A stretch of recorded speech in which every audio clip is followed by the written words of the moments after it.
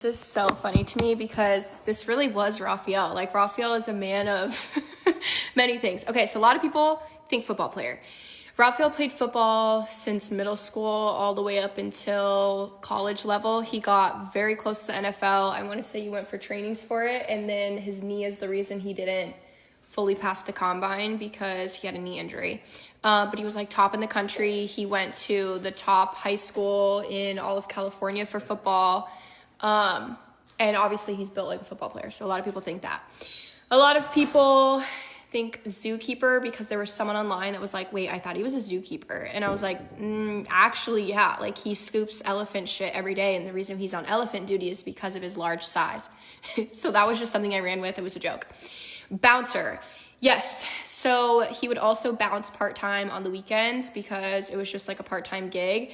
At the time that he started doing that, it was because he said he was dating someone who was a bartender, and he was like, well, I would work all day and then I would come home and just like sit at home at night and be bored. So he was like, I might as well make some extra cash. That's why he did bouncing. Again, his size is very helpful into getting him into that role. I did see him all the time at bars, local bars. Like, he would bounce at this local bar that I lived right next to in a suburb of St. Paul. And then when I moved downtown in St. Paul, he also was bouncing at a St. Paul bar. So that's why a lot of people think bouncer. And that is part of our storyline. I was always running into him when he was bouncing. Court, yes, I have showed you guys that, or like told you guys that side of the story too. Like, again, Raphael's a Capricorn, so he knows everything and he can learn anything. So I got jury duty years and years ago, and he saw on my Snapchat that I was at the courthouse. He was also at the courthouse at this time. In the long grand scheme of things, when we finally tell like exactly what he did, you'll understand why he was also in court a lot. But he's not a lawyer. A lot of people think since I said he was in court, he's not a lawyer. Some people said he was like an officer of the courts. That's also not what he did. People thought he did.